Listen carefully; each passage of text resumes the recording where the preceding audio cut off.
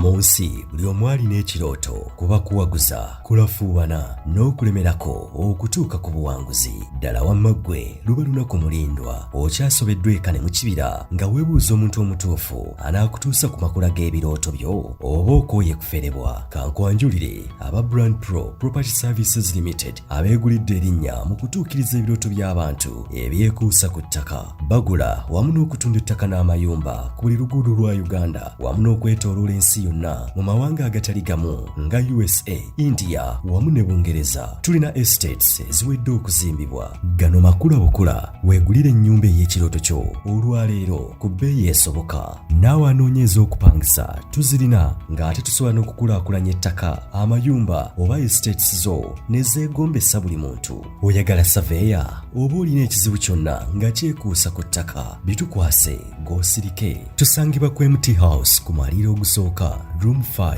ewazana ku Entebbe Road okuliraana ekizimbe kya Muguluma Empire. Osobola okutukubira oba okutuweereza obubaka ku WhatsApp namba zaffe noti 773 206 58 noti oba noti 703 824 noti 79 ne ku website www.brandpro.co.ug. ate mwe bankuba kyeyo ebyammwe byateredde anti osobola okugula poloti oba okufuna ennyumba n'okomawo nga buli kimu kiri malidaadi saana. Sebatuka abafera olwaleero ng'okolagana ne Brand Pro Property Services Limited tutuukiriza birooto.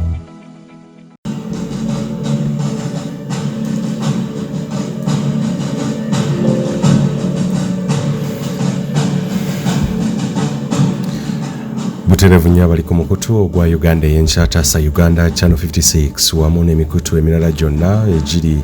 wansi wa Uganda ey'enkya. Tubaaniriza nnyo era nitubeebaza byonna byonna gye mutusizaako engalo amakya olw'eggulo akawungeezi ekyo kino eky'olwaleero kinaasinziira gy'onaawuliriza ssaako n'okulabira programu eno. Of course abatuuse ku birungi tusanyukira wamu nammwe ssaako nammwe abafunye ebintu bitatambulidde bulungi nga bya nnaku leero bye mufunye tunakuwalira wamu nammwe ate ne tubasaba era n'okubazzaamu amaanyi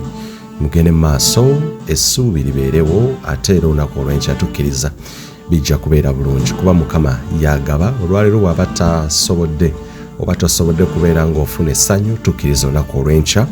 ojja kubeera bulungi ate era byonna bijja kubeera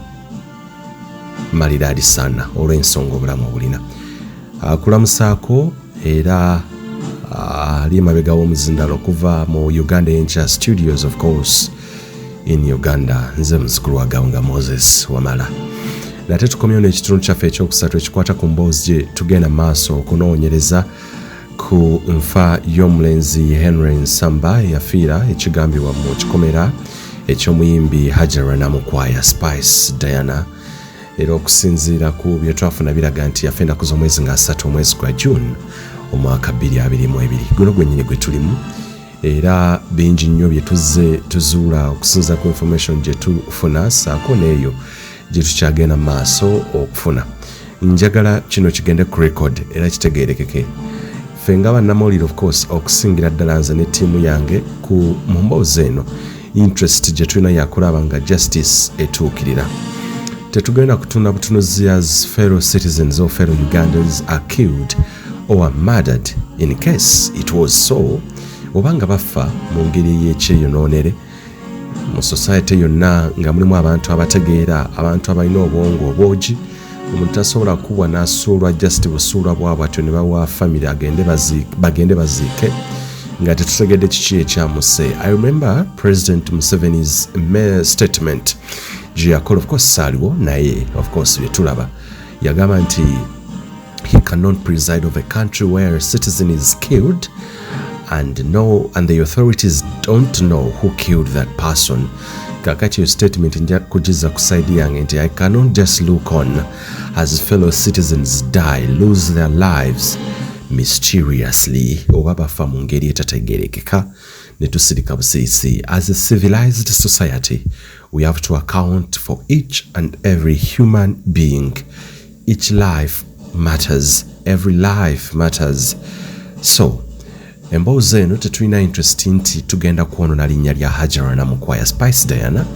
kubeera even before tubadde tetumwinaako mbojja nnyo yonna tetulina buzibu naye tetuli bayimbi tuli bannamawulire si kugamba twagala kusuula linnya lye kuba her name has been up there era she is a star tewali akigaana manager Roger manager mulungi nnyo era tukkiriza if she has raised Spice Diana n'afuuka ensonga mu nsi yonna tukkiriza naate wabeerawo ebiboogerwako twagala okuzuula abafe bino ebiboogerwako allegations eziriwo bituufu oba si bituufu ku muyimbi of course bw'abeera nga ddala ekituufu ebiriwo bimwogerwako mu bukyamu twagala tumunoonye tumufune tudiginge deep okutegeera allegations zino azitreatinze atya n'omuyimbi we era zibakosezza batya however nkyagezaako ne ttiimu yange okulaba nga tufuna abakulu bonna n'okusinga dda manager Roger okulaba nga alabikirako mu kamera zaffe za Uganda y'enkya plus our subsequent channels oba subsidiary channels okutegeera ebiboogerwako bwebibeera nga bituufu they should face the law nkiddamu bwe kibeera nga ddala kituufu cause it is still an allegation kooti yokka yerina right okuproving omuntu guilt okuprovinga nti ddala kituufu omuntu yatta okusinziira ku bujulizi oba buleeteddwa of course bacomplainant oba abawaabi side ewaaba obeera nga erina obujulizi kooti yokka yerina pronouncing omuntu nti ayi guilty oba innocent so akati ensonga lwaki ngamba nti bw'abeera nga yeenyigira sinakubeera nga actually yatta naye okwenyigira mu kikolwa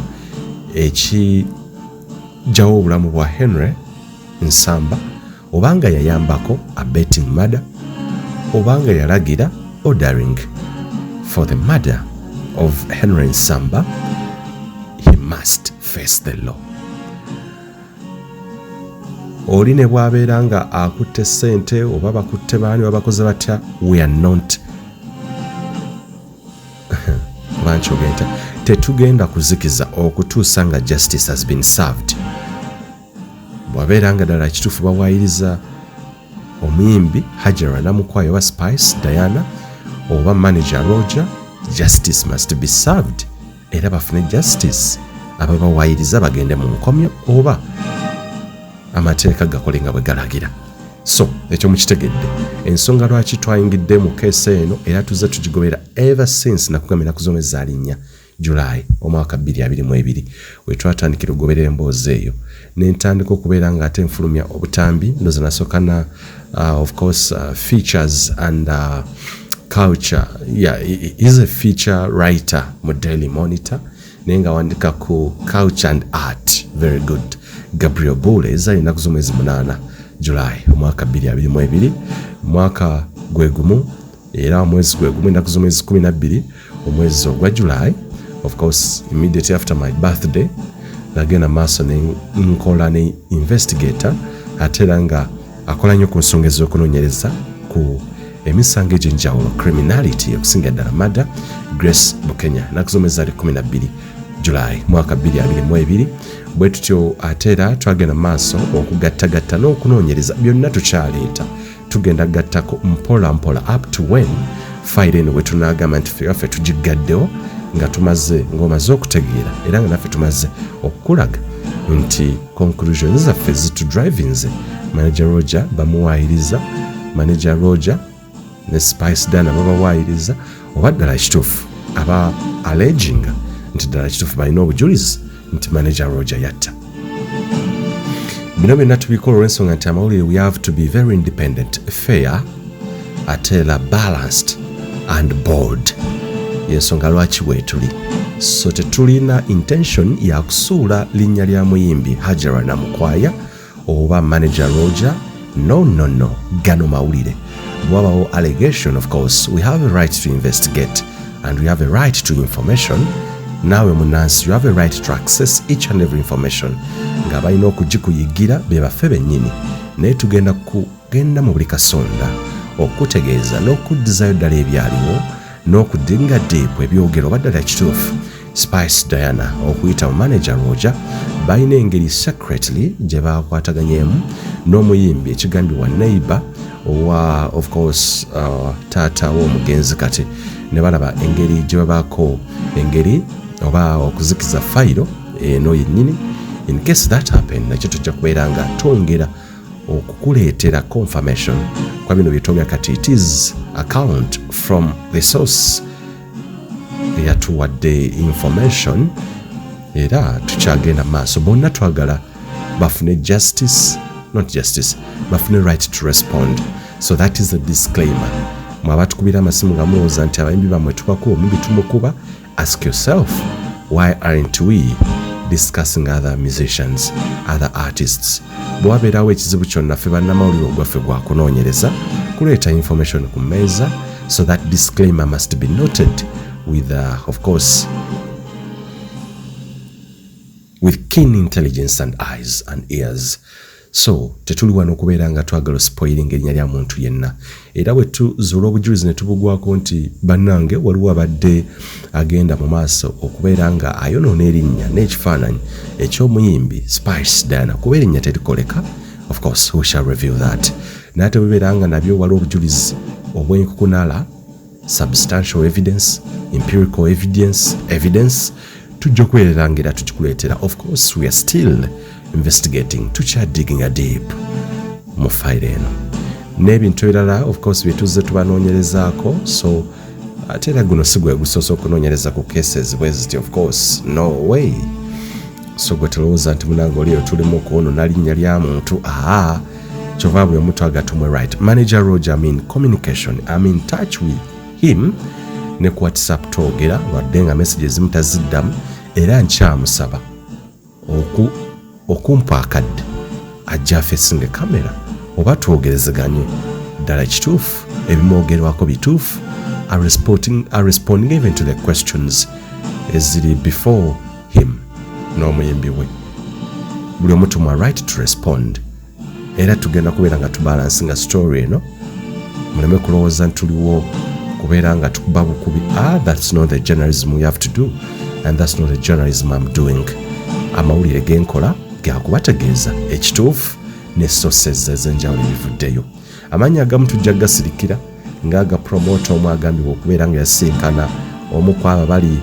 ab'enkizo ennyo mu fayiro eno ng'alinga kumpi alina okuwa obujulizi mu kooti. Omuvubuka ngenda mukulaga yatutegeeza nti of course yasinkana omu tegesi w'ebivvulu, omu promoter very famous ku National Theatre, ng'amusaba keesi eno agivemba muwe ssente. Ekyaddirira byali kubigaana ne bamubuuza abaffe yo family eyinza kwetaaga nsimbi mmeka gwe boolabamu. Omulenzi yantegeeza nti nze nabaanukula sinze azaala omugenzi era sinze ayogerera family ne bwe mwogene family. Antegeeza oba ayongera okuntegeeza nti bwe baamugamba tubuulire figa goza kiyinza kubeera kitya okuzikiza fayiro eno, yabawa figa okubejjako okusinziira ku ye. Yabagamba obukadde 1,000 ne bamuddamu nti obukadde 1,000 obumanyi okuzikiza fayiro eno, I can only use half of that. Nti okuzikiza omusango guno mu kooti oba fayiro n'ogibeera nga ezikizibwa 25 million can be, rather 50 million can be enough. Ng'ogamba obukadde 1,000 aho nawo kiraisinga ebibuuzo bingi. Fayiro gye baagala okuzikiza bwe babeera nga tebatta abaffe, bwe beera nga ddala kituufu the meeting at National Theatre really happened, why would they wish to have this file, of course, burnt or even hidden? Lwaki ekwekewa ng'ate tewatta? Baavaawo ayongera okuntegeeza nti yasinkana Manager Roger mu bbaala emu Munyonyo. Manager Roger nga mukaawu nnyo, era kigambibwa yatumisa ssente okuva mu mmotoka omulevukazi nga nti kaali akakadde kamu ke baali bamuleetedde, n'agaana okukakwata n'agamba nze siina ssente eyo gye njagala Manager Roger, naye njagala justice eri Henry Nsamba yali mukwano gwange. Bw'obeera nga watta, let him get justice. Kigatto wange ayongera okuntegeeza nti Manager Roger yayoza ne ku munyu ng'alaba omuvubuka abadde amanyi ow'emyaka 26 gyokka anakkiriza ensimbi. Omuvubuka yagaana. Manager Roger n'alaba okusinziira ku muvubuka byantegeeza n'alaba nga omuzannyo guwanvuye. Ebyaddirira oluvannyuma lwa okusinkana oba ensisinkano eyo, he alleges now he's being intimidated, he's living in fear. Oluvannyuma lw'okusinkana Manager Roger, omuvubuka oyo agamba takyebaka, asula ku tebuukye, atiisibwa enkya n'eggulo. That's the information he gives me. Of course, Bwiino tukyamulina, tugenda kusumulula kimu ku kimu ne messages ezimu Manager Roger komu tugenda kwogera bwogezi nti bakutiisatiisa ne message tulina okuziraba. Byonna ogenda kubifuna mu gutu gwa Uganda ey'enkya. Muzzukulu wa Gabuga Moses Wamala. Njagala owuliriza ate akatambi kaneeno omuvubuka ono ke yampeereza ng'alaga alina obubaka bw'ayogerako obw'okumutiisatiisa. Vidiyo eno yagikoze n'agimpeereza n'aga nti bannayuganda mwenna mumanye era mutegeere nti bw'afuna obuzibu oba atuusibwako obuzibu gwasongamu olune ye Manager Roger, manager w'omuyimbi Spice Diana Hajara Namukwaya. Bino nno bigatta ku maloboozi ge nabazannyira gye buvuddeko ng'omuvubuka ono atwogera oba atulaga oba atutegeeza nti ali mu kutiisibwatiisibwa oluvannyuma lw'okugaana ensimbi, naye kyagamba nti ekyokulemera mu fayiro eno ng'ate Manager Roger n'omuyimbi we baagala at least bagenda otuuka mu January ng'ebintu bino byonna bivuddewo. The biggest question is, did Manager Roger and Spice Diana involve themselves in murdering a teenager, juvenile, Henry Nsamba? Wetunaamalirako episode zino mujja kubeera nga mutegedde. Ka video kae kano ogenda kubeera nga okalaba okawulirize. Ate mu episode eno yatuleese, of course, twongedde okukuba torch ne private investigator, security expert and analyst, of course, a crimes investigator, Grace Bukenya. Mu bituli ebyeyongedde okubeera mu keesi eno byonna tubireese, of course, tulokalire. We have the details. Paati zikyajja mpitirivu ne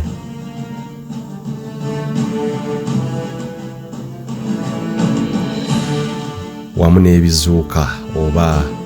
revelations biki bye tuzudde na byonna. Sigala ku mukutu gwa Uganda ey'enkya paka bwe tunaggusa. Naawe alina case gy'oyagala tunoonyerezeeko, of course, hit our inbox. Ennamba zeezo so tutuukirira kasita obeera nga toyagala kutuwamba kututeeka mu drone tutiisatiisa. Bw'obeera ng'olina case gy'oyagala tunoonyereze, of course we are here to aid or to help fellow Ugandans. So njagala mugende maaso mugoberere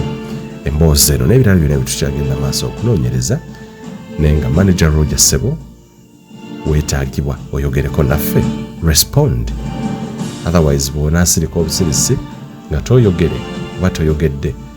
mu fayiro bwe tunaatugiggalawo, conclusions zetujja okuwa tujjera kubikola nga professional bwe tubikola nti wagaana okwogera. So omuvubuka ono nsaba mumuwulirize, ate butereevu ne program gye tugenda ogendamu ne mukulu Grace Bukenya mugiwulirize. Naye twongera okugamba nti no one should die recklessly or mysteriously. We must account for every life lost. CID Katwe Police Station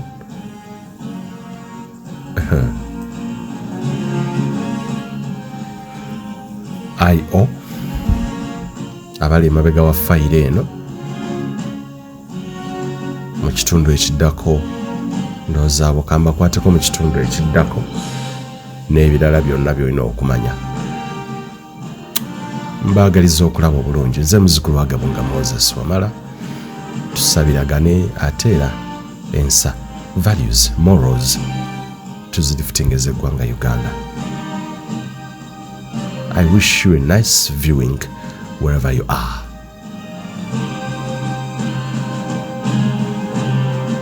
Katonda omulungi abanjagalire akuume.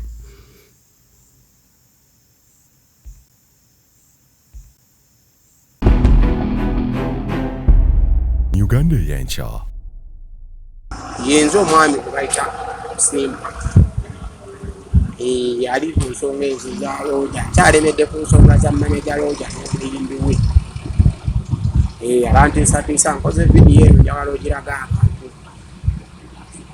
nga neetegereze bulungi nga ngamba Roja ebigambo bino. Roja lekerawo bintu by'okuntiisatiisa. Roja okimanyi omusango wagukola n'omuyimbi wo. Naye lwaki Roja tokwatibwa? Nkyalimedde ku kibuuzo ekyebuuzibwa, Roja lwaki tokwatibwa? Otaddewo embeera nkanga kamu ntiisatiisa, naye nze nina buli bujulizi bwonna ne bye twabaddemu ne meeting zetwabaddemu meeting gye bantwalamu ne wetwali n'ekifo wetwali. Abantu bonna bawakana nti bino ebintu bya bulimba. Mugende mu kifo kye bayita Kabana oba Cubana emunyonyo, mugende muyite ku kawunta waliwo akafeeri akasembayo kamera ensembayo twali tutudde,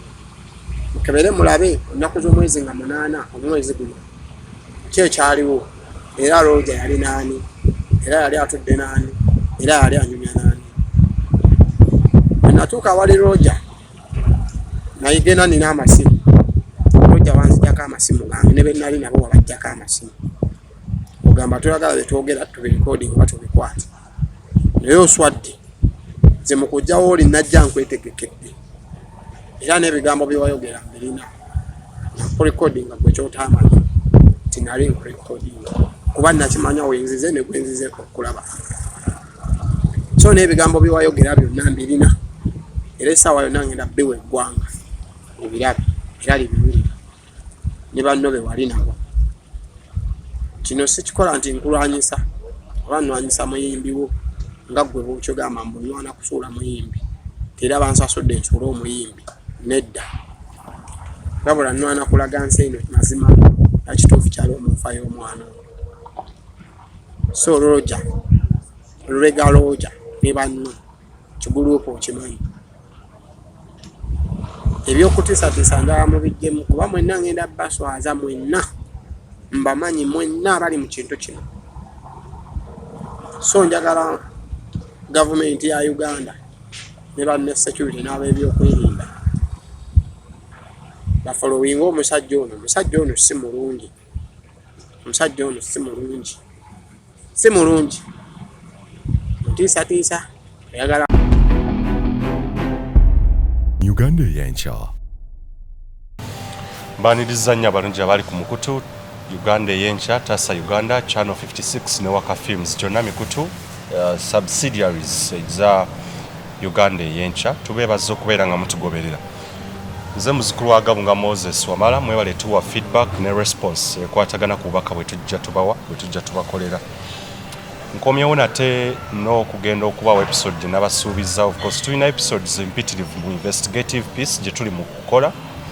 ku nfa y'omulenzi Henry Nsamba eyafiira kigambibwa mu maka aga Spice Diana wane Makindye. Omuvubuka oyo yali nzaalwa y'ebunamwaye. Okusinziira ku part 2 gye mwalabe, part 1 nali ne Grace Bukenya anoonyereza ku nsonga oba ku misango bwegiti, anoonyereza nnyo ku criminality naye okusingira ddala obutemu n'emisango emirala egigwa mu kkowa eryo. Ye yali episode 1.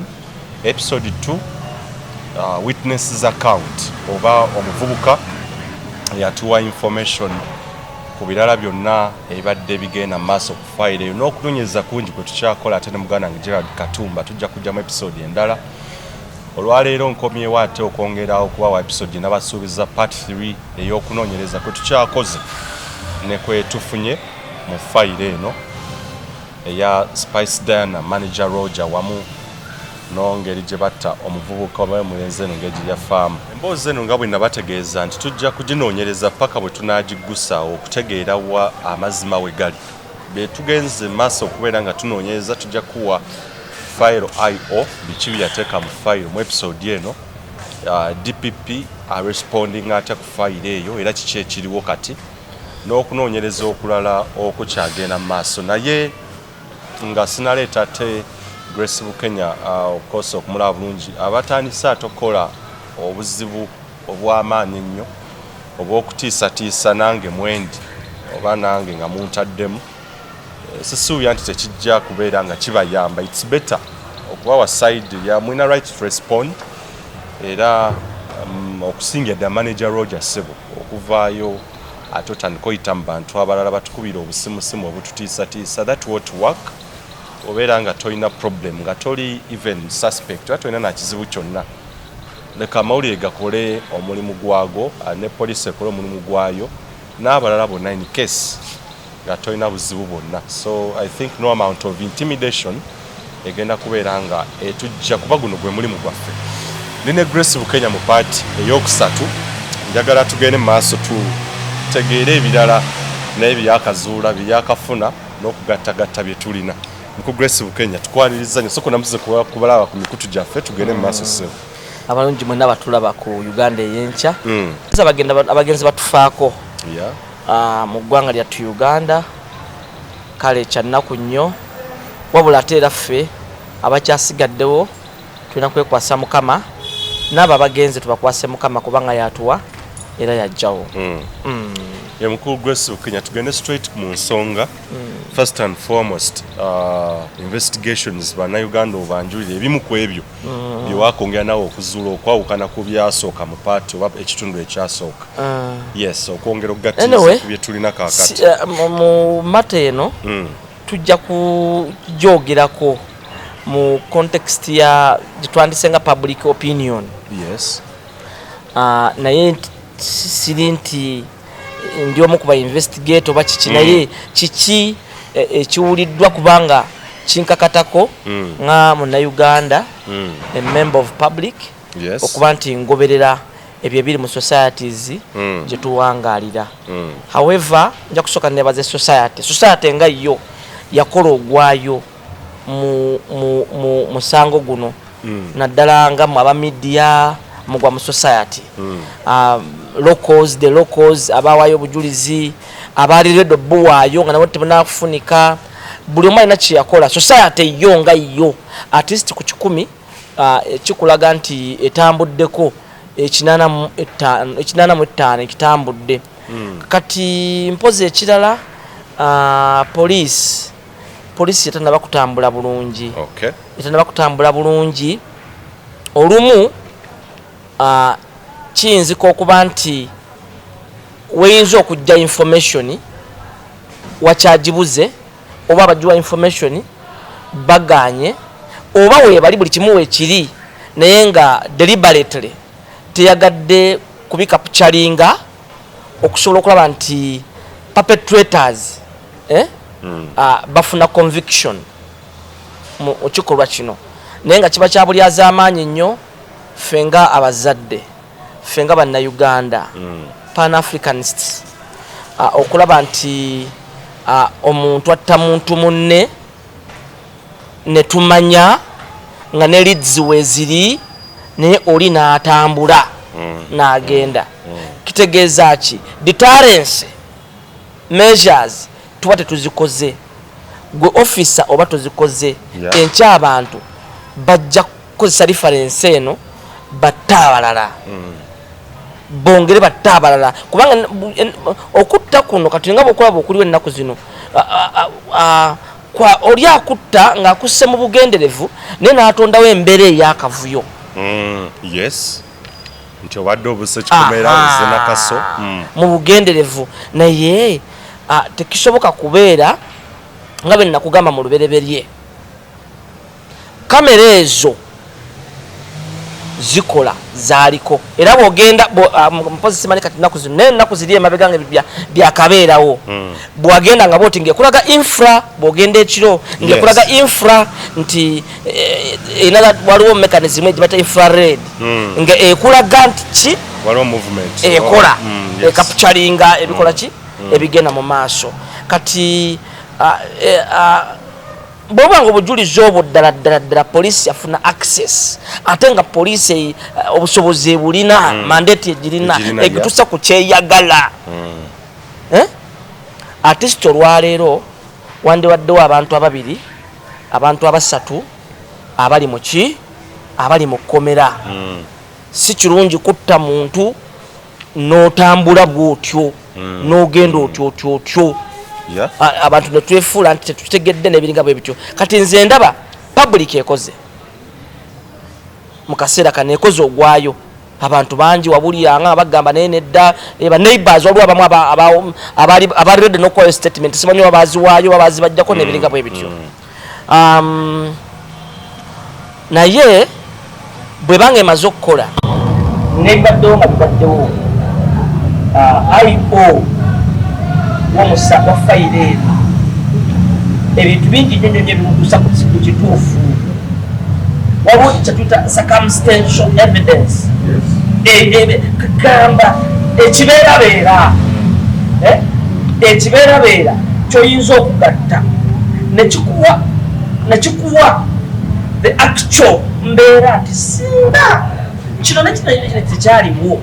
oba kino kyekyasookawo nekiraba kikusuula ku kiri naye ennaku zino tubyakyukamu akati omuwali wa gavumenti bayinza okuba nga bagyemutwalira ng'erina bintu bingi nnyo ebibulamu nga naye mukazi watuba musajja watuwaali tajja kukola tegwa wa poliisi kati poliisi yentabiro ya kino nze nkugambye poliisi tesobola kulemererwa era oli takulimbanga ndi poliisi eremererwa kubanga poliisi mu bulamu bw'omuntu egwa mu kifo kyakusatu ekizibu ekikutuukako bakugamba yita katonda yita maama wo oba poliisi abo tebalemererwa maama talemwa katonda talemwa poliisi tesobola kulemwa kujjayo at least kale circumstantial evidence nti bannange batugatta kino nekukino nekukino nekukino nekukino kituwa kiri nekiri nekiri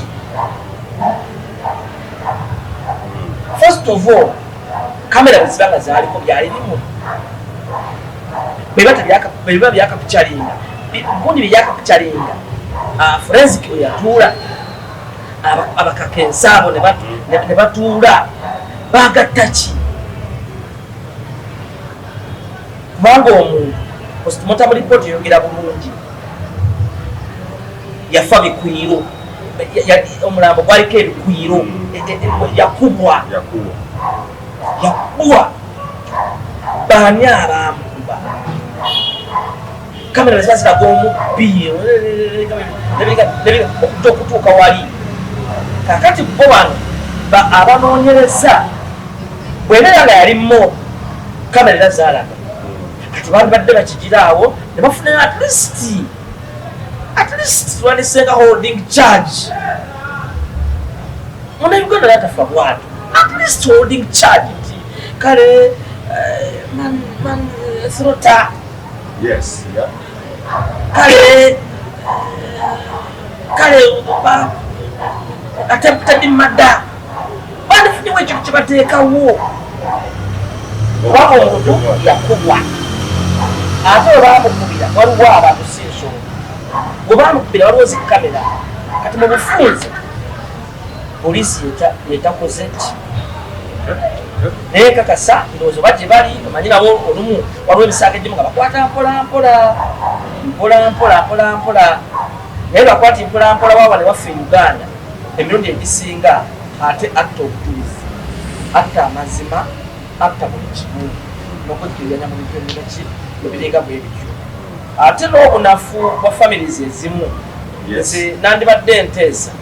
abafamily bano bafuneyo private investigators mu mateema bakuba ebirayiro koti ne bawa olukusa basobola okutuuka buli wamu ne bataganjula nebwa omwaka guyise bataganjula ne bakuzza mu system ne bakikomyawo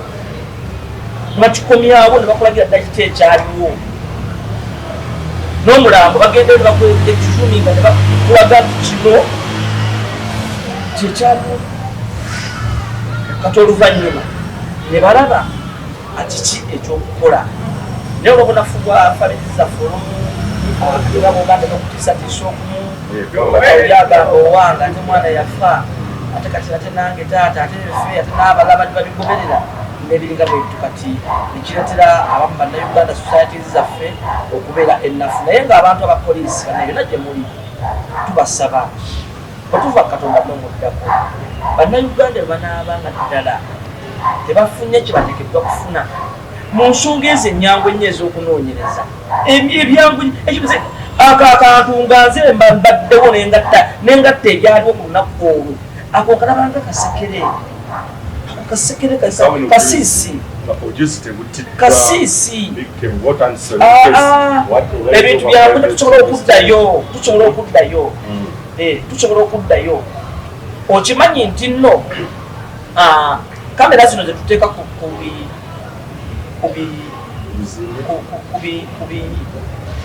bizimbe atakimanyi olwaleero zibaamu waibaneeta bwebanga kamera ebadde ekola kamera eyo yenyini wadde desktop fu eri munda mu control room wadde ki naye wali ekulaga nti ebadde ekola foto gino batabaako era mekanizimu yayo bakajjamu bazijjawo ne bazitwala ne bakulaga nti kamera eno kutugambe nti badde tekola bakajjamu baketa kaibaneeta munda muli bakajjamu ne kalaga ebadde ebala ebalidde ti ebaddewawo okumala emyaka bwegiti emyaka esatu mulimu essaawa bweziti ne batoolako ne bagattako oluvannyuma ne bakolaga nti kamera ebadde ekola naye no ebyabeerawo kamera yali ekola kati bwobanga obadde oliimye ne bwobidiriitinga batwala mutwe gwogwe nyini guli eyo eagle eye gye batwala ne bakajjamu ne kabala ti badde ekola ki badde ebikodinga essaawa ne zirabika bwebubanga olunaku lubadde nga nnaku ntono myezi ng'ebiri esatu ena olumu ate ko kalagira ddala ezimu amaanyi agamu kalagira ddala ne kalagira ddala ennaku olumu siti ennaku bina zibanga emyezi 7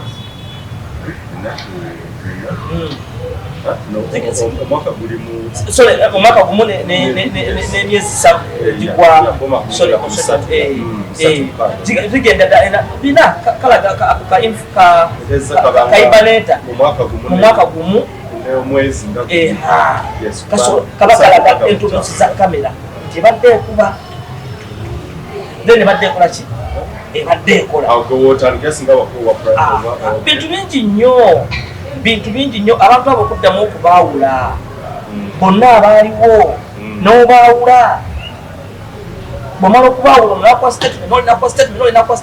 statement n'ogenda ku baneighbors kiki kyemwalaba ani yasenguka ku lunaku olwo lwaki yasenguka maidi yaliwo yakyaliwo lwaki maidi yavaawo yalagawa jjukira mu kaseera kano bwabanga ddala ekyo kyakitufu nti waliwo omuntu eyattibwa mu kifo ekyo abantu abo kati ssaawa zino waliwo abantu abaawukanye bw'osookerako lwaki ono ayawukanye abamu bajjamu akatengo kati bapapetrators gurupu yaagala ti ono ayingiddemu akatengo mbaidi bayinza omugoba shababo yayinza okugenda nebiringa bitunyi ebyokugatta bakugatta ne bakutoolako ne bakugatta oluvannyuma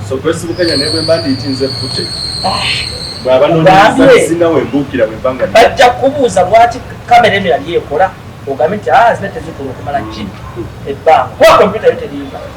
nga bakajjayo nga bakateekamu nga bakajjamu nga bakateekamu nga kabala entumusi kijje ebbanga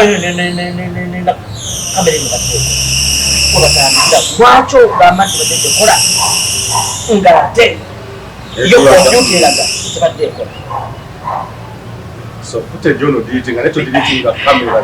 so okugjamu footage n'ebiringa bibitu naye entunnunsi y'eriiso liri bayita ego tosobola kukola ki abazungu bali bagezi bakola ebintu bingi nnyo kamera ebeerawo awo naye nga kizibu abateeka kamera mu zi office ku bizimbe ku biki oyinza okugiteekawo neweekuba jje naye nga nungi nnyo kale kakati tuva ku ekyo nekufunulira embeera yonna kiki ekyaliwo biki ebyabeerawo n'ebiringa bwebityo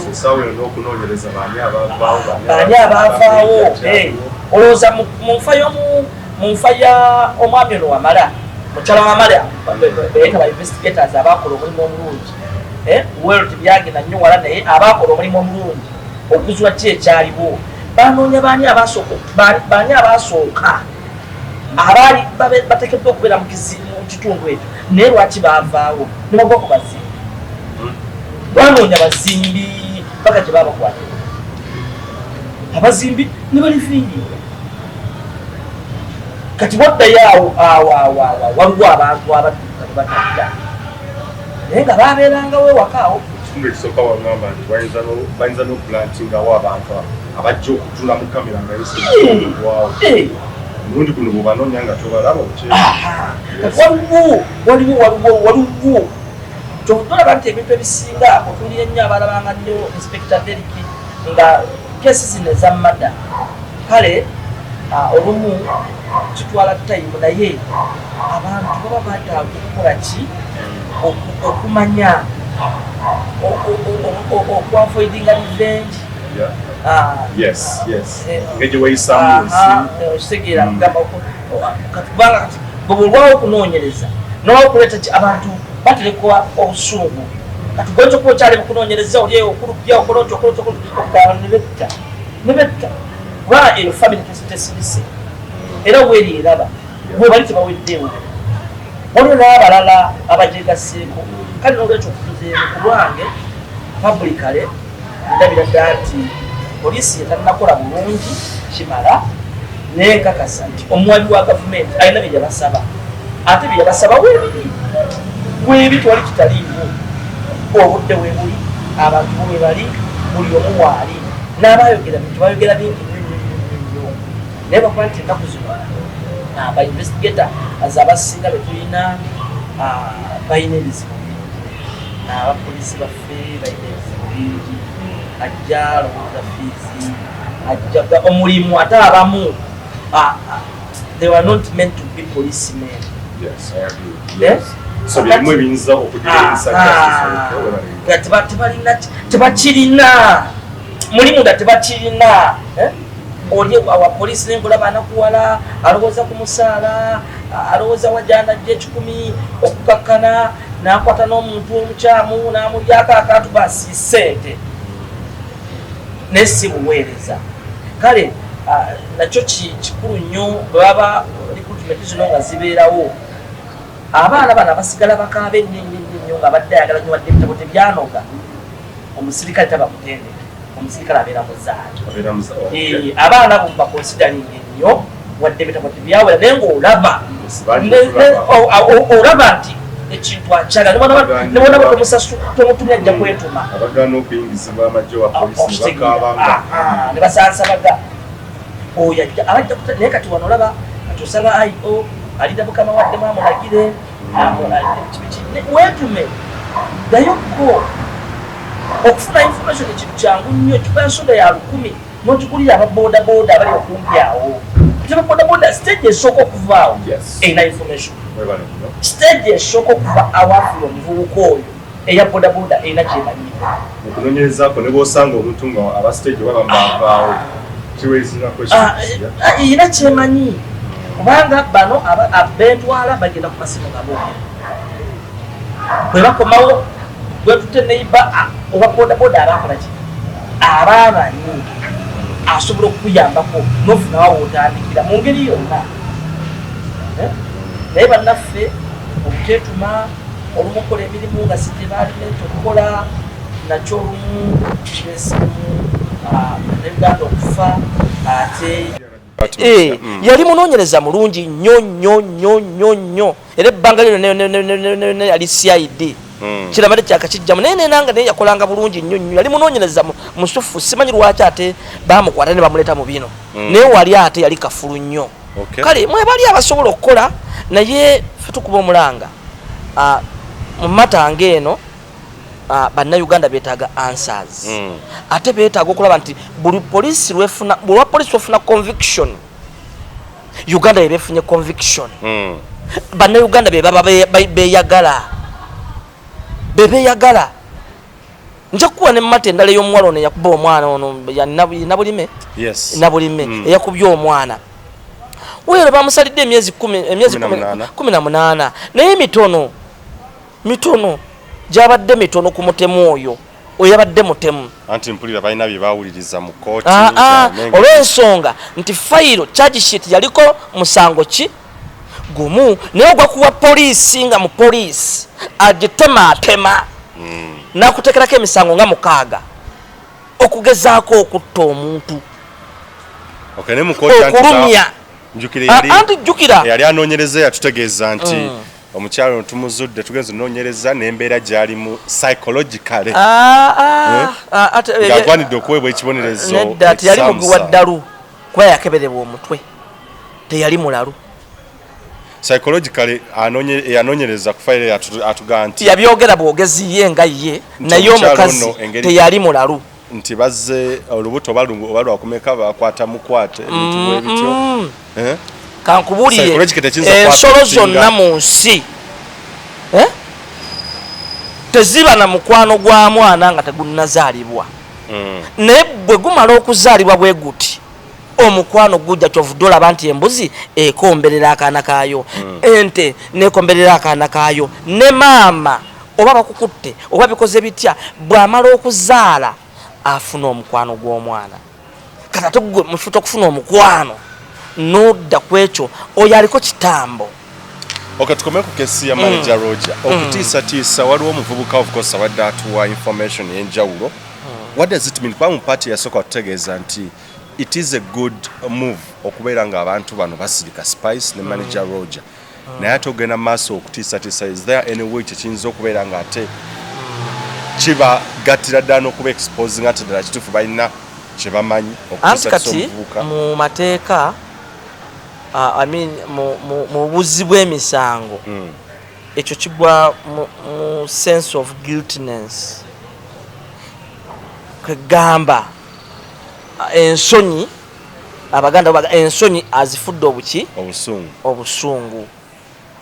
ayinza okuba nga balaba omuyimbi waabwe muyimbi waffe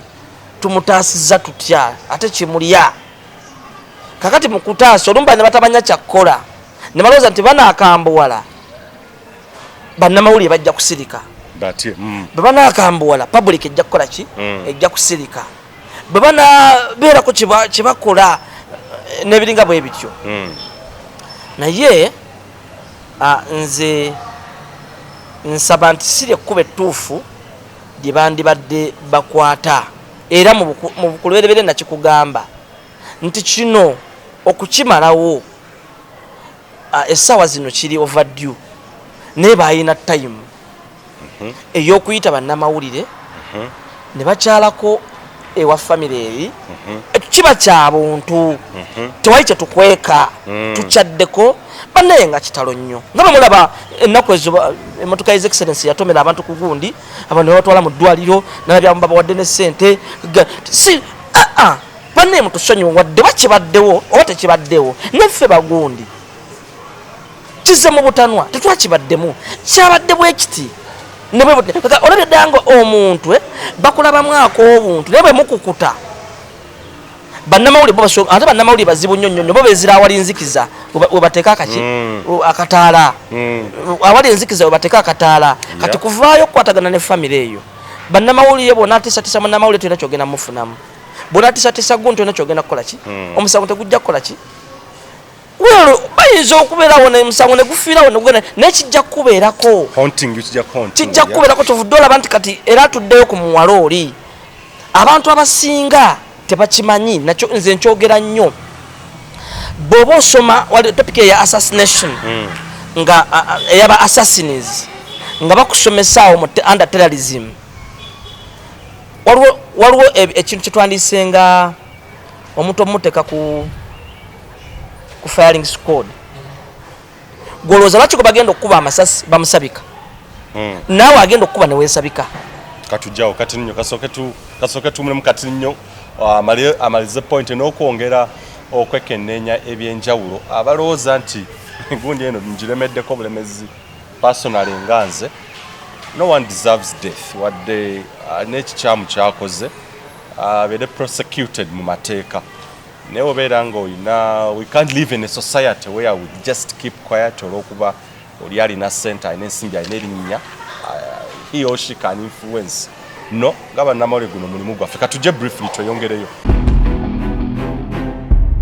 Uganda y'enkya okyalina nga muzukulu wa gamu nga Moses wamala twongera okulinzi ku cases bwe zityo of course waliwo yali aŋŋamba era kino nakyo kankyogere Grace Bukenya obeera nga of course you have anything kyoyagala akudootingire eyo ye expertise ye yegundi okusinziira ku part 1 gye twakola ye expertise ye so if you need a private sikalago naye bw'oba owuliriza ebigambo by'odootinga noga wow musajja so if you need a private investigator he's here n'abakulu abalala bayitivu nnyo betulina naye nebbanga lyamaze mu fidnoza owulira ekintu nakyogera noga yes tugende ku nsonga gyadoyogera yes bw'oba oli ku flying squad agenda okufayalinga ne gwagenda okufayalinga beebika amaaso olowooza lwaki kati abantu mmwe abali eyo abatulaba mwewale nnyo ebikolwa ebyokutta abantu ne muwulira amaloboozi gaabwe nga bakaaba obulumi oli nava nzita nakutunuulira bwati notta mu nsi y'emyoyo waliwo omwoyo ogukuyingiramu omwoyo ogwo gusigala gukusaba kyebayita wanting mu butanwa mu bugenderevu kyovudula abantu basiriyo killers abasinga era kyonzika babakutte ojja kwesanga lumonde katono simanyi wabbe bodaboda nemukuŋŋana nemukuba n'alajana ekintu ekyo oli watuuka okukutukira waliwo ekyoyo ekibayingiramu kati abantu bwe batyo era ne bwava n'agenda e Masaka era ogenda okulaba nga asse ogenda okulaba nga ne wali asse kyovudula nti ennaku bakwata abantu nti gundi yasse gundi bagenda omunoonyerezaako nti yatta ne gundi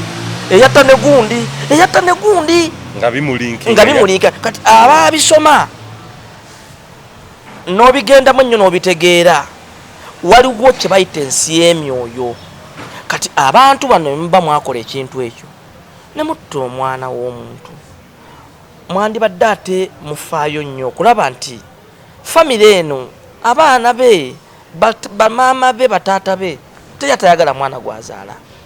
mwandigezeyo ne mukkakkanya ekyokubalaba silent ne mububba nga tebayise bannamawulire kyandibadde kirungi bannamawulire bano omanyi amawulire gano olumu tugayita nti mabi naye amawulire gano ge gasinza okuyamba ensi amawulire media nga tolipootinze subversively media ekyasinza okuyamba ensi n'okusi eyo kamera ogiraba esinga n'omuzinga guno gwe bayita himas ogwa America kamera mukutereza mukugunjula mukuzza abantu mu mbeera kamera kintu kikulu nnyo nnyini ddala kale n'olwekyo bandibadde batambulira mu system ate mufite okubatiisatiisa okugamba nti mujja tulaba bandibadde ate mwe babakwana bukwanyi embeera enewedde weetya tukoze tutya n'ebiringa bwe bityo ekyokutiisatiisa bamaneja simanyi baani bemba mu kikola ate ekyo nakyo kijja kwongera ate okusajjula eki embeera naye nga mubeeko kyemukola mukukwatagana ne family members mubeeko kyemukola okukwatagana ne poliisi mugiwa amawulire mubeeko kyemukola okulaba nti ekintu kino kinakola kikinaggwa wabula be mba mwakikola kino nziramu nkikubuulya nawe ali eyali asse ku muntu ebyekyeyonoonera ebyo manya muyina omulala gwe mujja okutta manya muyina omulala eizo onaamutomera na mmotoka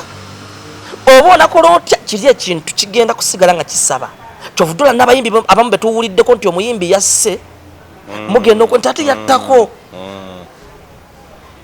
eyo si yasoose n'omulala okitegeera so abali eyo abatulaba kibi nnyo tolina buyinza kutwala bulamu bwa munno nga toyise mu nkola ey'amateeka nga toyise mu nkola ey'obwenkanya n'oli naafuna akadde neyewozaako naye wojja n'osalawo obusazi bwotyo ndabira ddala nti Uganda oba ensi yonna si bwetyo bwe tugenda ojjukungula wabula kigenda kudda. Gwesibukenya ku misango gy'ozze onoonyerezaako egya mada oba criminality egwa mu kkowe nga lino, lwaki gino girwawo nnyo, abantu balwawo ofuna justice, lwaki? Ekisooka kya byonna gibeera criminal. Emisango gya criminal balinamu obubadi bungi. You have to prove beyond reasonable doubt. Kakati ate ng'obujulizi obwo emirundi egisinga bufunibwa mu nnaku ezisooka 14. Ennaku ezisooka 14 ezo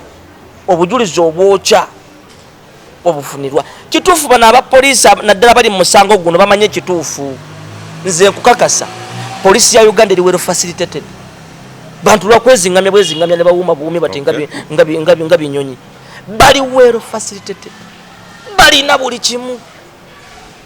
Kusaawa ezo abantu abaafa. Kusaawa omwana oyo bamaze omukuba. Tosobola kutambulawo kilomita okuva e Bunnamwaya. Tosobola kutambula kilomita kuva mu Makaago notasanga kamera. Dayo kusaawa ezo bali abasooka okudduka. Of course bamutira Makindye waneeno ya. Bana basooka okudduka sole Makindye. Bana basooka okudduka. Kuba botunula boyita ne mu kizungu boyita eri wansi ku salama boyita bogatawo na eno ko kalenda zonna kamera zezijjudde waawo. Bani abasooka okudduka? Bani abatambula? Poliisi eba esobola naye teyagala. Kati ninyo Uganda y'enkya. Kale mu bufunze omwana ono yattibwa. Tekiriiko kiyattibwa. Kati public ba investigators mugenda gigamba ki yattibwa. Kati mugenda kugamba nti yattibwa embwa yalumibwa misota yattibwa na bikwiro. Sijja kikosa na luzungu. Omulambo gwaliko ebikwiro kukubwa n'okutuuka okumenyeka yakubwa. Kakati ansa abantu bagyetaaga tolina bwojja kutugamba nti yattibwa naye omulambo bagusangaawo. So is it a dumping site? So tulowooze nti ennaku ziri 14 amazima poliisi obujulizi tyabufunira buli kimu ekimanyi ekitegeera. Ekituufu bakimanyi. Beyond that tuba ekituufu njagala njogere nga ntunudde mu kamera. Omuntu kastas ne babanga tekale katudde wali emabega obale tuyagala bwa poliisi n'obuyingira n'osavingamu emyaka 3 kyovudde olaba nti eyo madda agikolako ayina kuba ku ranka yaba inspector. Mukugu ayina kuba ku ranka yaba inspector. Bakubala nti gonatu wotukidde ku ranka eyo bwa inspector of police, not inspector general, inspector IP. Oba kwegamba okenkuse oyina obukugu mu investigations. Katosobola kutugamba olwaleero nti olemye okukola fayiro ereta direct evidence oba circumstantial evidence oba nevaamuko omusango ogufaanagana nekyo kiki ekyaliwo kuba omuntu yattibwa ne gye baava gye bakalengana bakola ki bayinza okuba bambinga omuvubuka yali mubbi. Kakati nga tugenda mob justice egamba ki muvaamu kyo kufa okuva mu mob justice kubeera kuti ebeera mada ebeera accident kibeera ki nemit wandibaddewo omusango olwedde kuba kyogerako bya July wandibaddewo omusango okola ki ogukyajingiddwa abantu abo abalala okulabirako ne bwe muba temukikoze abantu bakyafa abantu bakyatta bannaabwe kubanga gundi alina ssente kubanga gundi alina erinnya kubanga gundi wattutumu gundi alina emmundu n'ebiringa bwe bityo naye bwe mutakikola n'ekirala public society ejja kumanya bano tebasobola kunoonyereza nange kankikole bijja kuggwanga ebyagundi teri kye bajja kunkola olaba n'oli gundi yagenda bwebi kubanga history y'abayimbi siswana okawuka ne mu US batuka ekisera ne betta nga bagala na kwemalawo babasimanyi baani abo batupaaka batukisa nga bagala kwetta kwegamba obulamu obwo naye poliisi yavayo n'omukono ogw'amaanyi si katutumu oba ozizza omusango olabika arakeri kye bamukoze bagenza okuddukira kimukola naye nga akozesezza bubi nnyo erinnya lye okitegeera so n'olwekyo poliisi emirundi egimu muvemu ebyo ebintu nti gundi alina ssente gundi alina influence gundi ali bwatenensi yaffe ffenna omuntu abazizza omusango mumunoonyerezeeko ate temuwaayiriza ate temukola kikubanga weebiri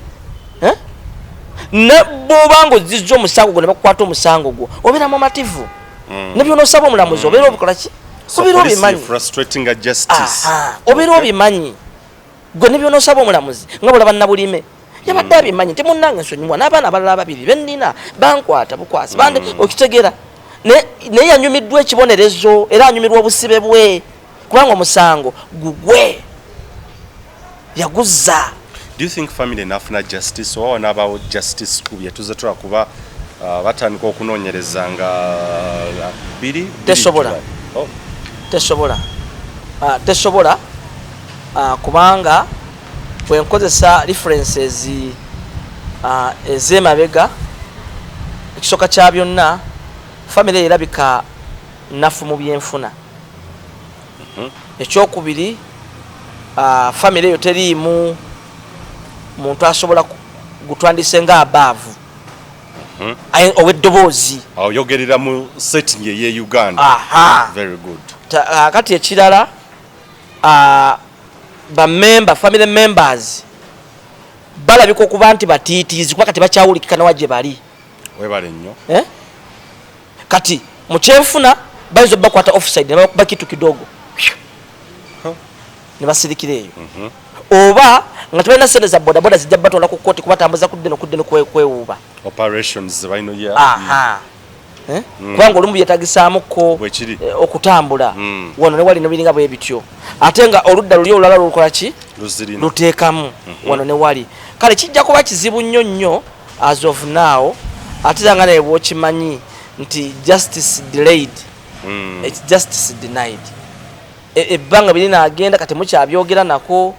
buli omu yabivaako tulindayo mulambo mulala ate tulyoke tubame tulyoke tudduke nebiringa bwe bitugulu nga tulinga kwegama akola ki so okutekawo embeera nti tetuddamu kufuna mulambo mulala kino kirina kuba kyakulabirako kirina kubeera kyakulabirako omwana ono njuka yali eddira nangabi muganda wange muganda wange kale kibi nnyo ate ali mu myaka egizimbe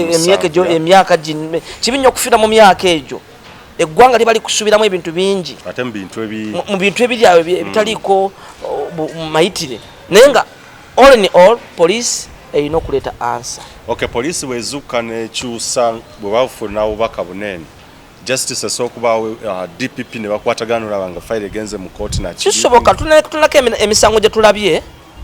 nga family wadde eri week wadde eri nene negizuukuka kugamba abantu bafuna abantu abasobola okuteekateeka ne bagiteekateeka bulungi nnyo omuwabi wa gavumenti abantu nakola ki n'abakwata n'alagira ne bakwatibwa chances zikyaliwo okunoonyereza kukyaliwo okw'amaanyi nnyo okumanya kiki ekyaliwo nze nkusuniddeko ebitonotono saagala nnyo okugenda nnyo mu nsonga eno ebibi ebibiri tebikola kiki kirungi kimu naye nkusuniddeko obutonotono nti bwaddayo olwaleero sinziira ku bikyuse mu kifo ekyo woba otandikira lwaki kino kikyuse lwaki kamera eno luli twajja ano yali etunudde bweti lwaki kati etunudde bweti lwaki luli zaali kwati muzijjiddewo ddala twe twajja wano nti twasangawo maid aliwa twasangawo ono aliwa kubanga nabo benyini mu kaseera kano mulimu bekirumiriza nze nja kubyogera nze nja kukola ki kati abanyiize baawukanye yawukanye kati ng'onoonya abaawukanye kikuzzaayo wali oluvannyuma ne tufuna ekituufu mukulaba nti tutaasa bannayuganda letafaali kati tulina tetusobola okugatta ku nsi yaffe okuzuukusa abeebase naddala mu bumenyi bw'amateeka buno okutta abantu ekyonoonero nti osobola okufuna justice osobola okufuna obwenkanya kobeere nti tolina ssente kobeere nti tolina linnya osobola okufuna obwenkanya naye kyolina okukola kozesa obwangu ate n'obumalirivu okwewaayo kozesa obwangu n'okwewaayo omuntu abawuwo abawuwo oluvannyuma n'abapoliisi nsajukidde nnyo bannamawulire ennaku zino munnamawulire ng'okoze ensobi ne bwomuwa ssente egguli ate lifuluma senga nammwe mutandika enkola eyo mpa ssente naye kankole ekintekedde okukola ki okukola kati nkirabe nnyo mu media ntaba abantu abamu bayo ate nakuwadde ssente ate n'onkuba senga ne poliisi etandika ekintu ekyo oyagala kumpa kitu kidogo nze noonyereze nga bw'oyagala nti kale mpa naye kankole ekintekedde okukola ki nga sikuwayiriza sikonjedde sisipayisinze byoŋŋambye wadde bitusinga naye nendeta kino nti ono yaliwo agamba bw'ati noono yaliwo yagamba bw'ati noono yalaba yagamba bw'ati kamera bazitukwese kiwandiikewo kamera bazitukwese naye nga zabadde zikola kati yo oli omuwabi wa gavumenti ajja kugatta agambe wano mu kooti tuyitawo tiye kamera lwaki bazimye poliisi bajje mu kooti banatubulirire yakuba yo kooti inagundi mamite uganti tugende tuzikebe mubayite mubafairo katugisanctioning bajje buli natandika okuwoza tiye banatubulira lwaki zakola ki tezaaliko lwaki babagaana okubawa footage era kooti ejja kulagira tubifune so kyekyo nze kyendaba mu musango guno kulinga bwe gutyo. Yeah, Grace Bukenya, of course, is a private investigator. Naera nga aludde nnyo mu security agimazeemu ebbanga byasomerera mukugu mu ebyo era emisango gy'ekikabo ekiti gyazze nga anoonyerezaako. Ate ttiimu y'abannamawulire amalala gye tuyina emabega nga Uganda enkya, we are still coming tukyajjira ddala okudootinga even the missing gaps ezikyali mu musango guno ne bannamwe bannanga abalala. It is a huge team behind. Era tukwatagana abantu nga batu Grace Bukenya tudootinga nabo as far as security is concerned naffe investigations nga zitukola bannamawulire naye okusinza ku ebimu ku ebyo tulina brief nga maliriza nga Grace Bukenya bwakyogeddeko mu Grace Bukenya ensonga ya IO ddala kituufu okusinziira ku mawulire ge tufuna DPP file bwe yagiyita of course bwe yatwalibwayo bagenda ate okuba mu ttooki oba okugyekennenya n'ogyetegereza nga file erina bingi ebimisingamu era bwatyo n'asalawo naga nti no we need to do fresh investigations okugenda maaso okubeera nga tugoberera nate okuddamu ogyekenneenya naye amawulire ge twafuna nti bwe bategeera oba Grace omukulu manager Roger kigambibwa nti bwe yategeera nti family eno eremeddeko nga n'omwana oli omu of course yavuddeyo naga nti Roger amutiisatiisa bwe bakimanya nti bazze wa DPP okwongera okufiiringa in the gaps wesimu wezaabakubirwa n'omuyimbi omu gwe nabategeza era n'ekivulu maaso awe tujja abeera bunamwayo eyo n'akubira muzeeyi n'amutegeeza nti waliwo ensonga njagala nkulabireko speed nga kiteeberezebwa fayiro eri baagala at least ezikire ewa DPP weeri ebadde ku stage enaatera okuggwa egende mu kooti we baagala okubeera nga link eyo bagibreaking at least kikomaawo. So ekimu ku information gyemu ku eyo gye tugenda okwongera maaso okukakasa prinale waneno primarily tuyinza okubeera nga 50-50 tugikakasa nti ddala kituufu manager Roger kigambibwa. Nina nekenerabiddemu katono nyaawo nina nekenerabiddemu abatulaba muddeyo mu following omusango gwa Godi aliwa Godi yali MP weggulu yatta girlfriend we naye bwe baddayo bwe baali banoonyereza ku musango ogwo in fact yali Mr. Isu gwenjogeddeko buli kimu kyabula ne baddayo emukono omuwala we bamukubira amasasi ne bayoolawo ettaka nga byayita byali biyiseko almost emyezi 3 ne bakomawo ng'omukulu ono bamukutte ne bakwata engatta ezaali mu nnyumba ye ne bakokotako ettaka diri eri ne bakuŋŋaanya ettaka separate eryenjawulo mu kifo kiri ne balitwala ewabano ne balitwala ewandegeya bakompeyalinga ettaka liri lifaanagana na ttaka kirino lye tujje wali omulamuzi yasinziira ku ekyo ng'agamba nti omuntu yakuba omuwala oli amasasi ttaka lye baagatta wano kiremera ku ki mu murder cases kizibu nnyo nti omuntu bw'aba asazeewo okunoonyereza tosobola butakola nsobi kubanga jjukira perpetrator oba mu panic waliwo mistake gy'olina okukola ne bano bannaffe abamu tebagala kukola bukozi. Big up Mr. Aisu bamuyita Aisu simanyi omukadde oyo bakyali mu poliisi simanyi ne yakuba goolo weero bano kapo yali erwanagana biki nja kutta amasimu ne bagalaga nti kale mwabadde mukono mwenna atono naafa kyayi tekimala naye wali omuwala we yadduka bwati oba mpira mu lujja ngadduka ayingira ebitooke bakwata ettaka ly'omulambo we gwali ne bayoolawo ettaka eryawo n'engatto we zaali ez'omuntu perpetrator ne bagenda mu nnyumba y'omugagga ne bajjayo engatto ne bakolokota engatto ettaka oluvannyuma ettaka ne limakinga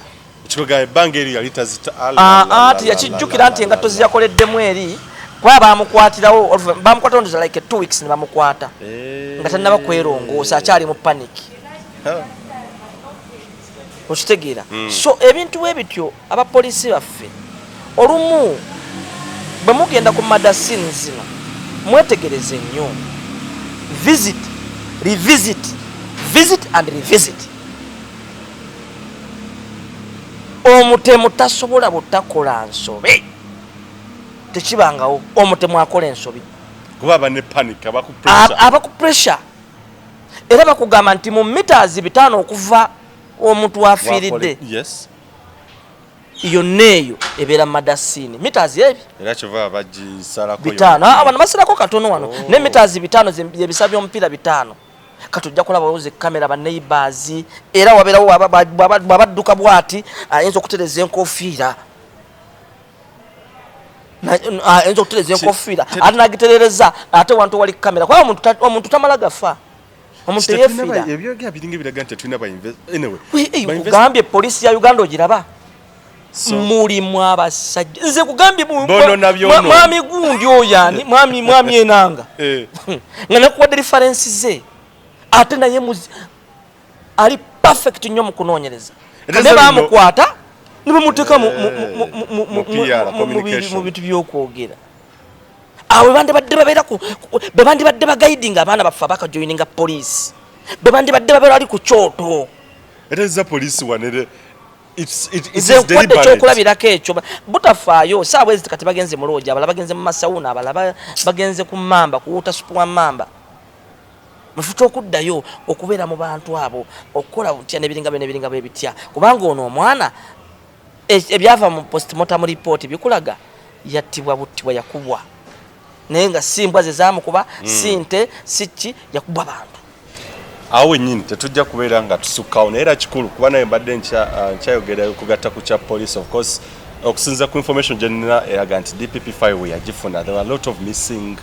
dots kwega gaps zaali mpitirivu nnyo nga balina ate okuddamu okulaba nga babigatta okubeera nga file egene mu courting at least ebintu bitambula bulungi naye sofa ekirala kyetumanyi what we can confirm ddala ekituufu wandibanga waaliwo enkwatagana wakati wa Spice Diana n'omuvubuka ono Nsamba Henry nga ddala ekituufu gwandibanga gwali mukwano gwaleetera manager Roger okufuna obujja ng'alina kukola kintu kimu kumugjawo bulamu bwe ekyo kyokwongera ku kunoonyeza kwe tuliko kyandibanga mwabanoonyeza muyinza nammwe okutandikiraawo okuddayo emabega okudootinga mulabe ekimu ekyaviirako cause yandibanga yeeyo okutuusa okulaba engeri jajjawo obulamu bwe yensonga na lwaki manager Roger nnyo behind the curtains afuba okulaba nga meetinga buli omu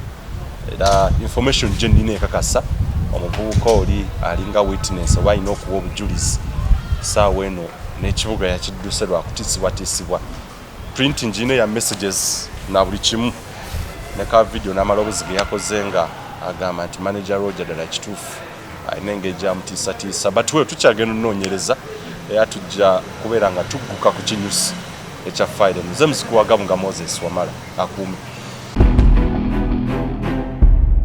Uganda y'enkya